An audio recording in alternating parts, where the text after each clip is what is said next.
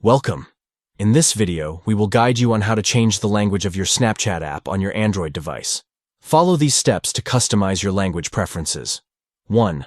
Open the Snapchat app on your Android device. 2. Tap on your profile picture located at the top left corner of the screen. 3. Next, tap on the gear icon at the top right corner to access the settings. 4. Scroll down the settings menu and select the language option.